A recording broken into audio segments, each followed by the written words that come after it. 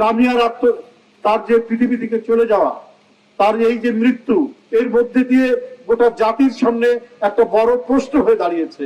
আর গণতন্ত্রের মর্মবাণী কি? গণতন্ত্রের মর্মবাণী হচ্ছে আপনার আইনের শাসন, ন্যায় বিচার প্রতিষ্ঠা করা। যখন লামিয়ার উপর অত্যাচার এবং নির্যাতনের যে হুমকি আসছিল, সে যে বিচার চাচ্ছিল, সেই সময় বিচারের প্রক্রিয়াটি নিশ্চিত হলে সে হয়তো আজকে পৃথিবী থেকে বিদায় নিত না। তাই যে জন্য এত ছাত্র তরুণের জীবন চলে গেল, যে বিষয়টি নিশ্চিত করার জন্য ছাত্র শ্রমিকরা তাদের জীবন দিয়েছে, সেটা এখনো কেন বিলম্বিত হবে? অর্থাৎ আইনের শাসন এবং ন্যায় বিচার। একজন মানুষ ভুক্তভোগী হলে, একজন মানুষ সমাজে কারো দ্বারা উৎপীড়িত হলে, নির্যাতিত হলে, সে যদি বিচার প্রার্থী হয়, সেই বিচারের প্রক্রিয়া কেন বিলম্বিত হবে? এটা আজকে গোটা জাতির প্রশ্ন, এটা আজকে সাধারণ মানুষের প্রশ্ন।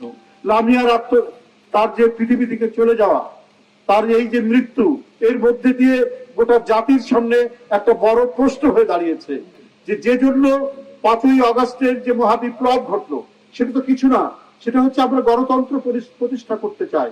আর গণতন্ত্রের মর্মবাণী কি?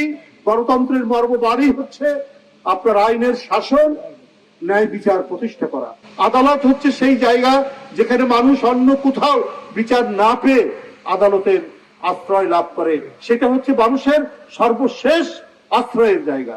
সেখান থেকে যদি মানুষ বিচ্যুত হয়, সেখান থেকে মানুষ যদি বঞ্চিত হয়, তাহলে সেই সমাজে নৈরাজ্যের কালো অন্ধকার নেমে আসে। সেই সমাজের মধ্যে পরিব্যাপ্ত হয় এক ভয়ঙ্কর হতাশা। তো সেটা এই ধরনের ফ্যাসিবাদের পতনের পরে এখনো কেন সেই পরিস্থিতি বিরাজ করবে? এখনো কেন তৃণমূল থেকে, গ্রামগঞ্জ থেকে, পাড়া মহল্লা থেকে জাতীয় পর্যায় পর্যন্ত প্রত্যেকটি জায়গায় যদি স্বস্তি নেমে আসে, তাহলে কেন পাড়ায় মহল্লায়, গ্রামে গঞ্জে, আজকে বখাটে, আজকে সমাজ বিরোধীরা তারা আধিপত্য বিস্তার করবে? সেটার দায়িত্ব জনপ্রশাসনের, সেটা দায়িত্ব সমাজের প্রত্যেকটি মানুষের। তাদের যদি আধিপত্য বিচার করে, গণতন্ত্র কোনোদিনই চিরস্থায়ী হবে না, আইনের শাসন কোনোদিনই চিরস্থায়ী হবে না।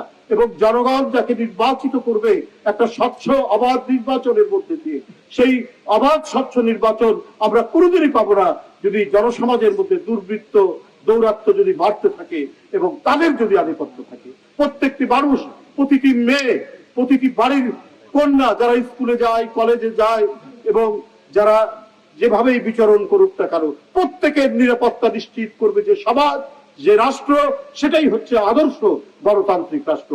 সেইটার জন্যই তো এত আত্মদান, সেটার জন্যই তো আপনার আবু সাইদরা নিজের শার্টের বোতাম খুলে আপনার মুখোমুখি দাঁড়িয়েছিল স্বৈরাচারের আইন শৃঙ্খলা বাহিনীর কাছে। সেটার জন্যই তো আপনার আহনাফ, মুগ্ধ তারা গুলি খাচ্ছে, অথচ তার সতীত্বের জন্য পানির বোতল নিয়ে এগিয়ে গেছে।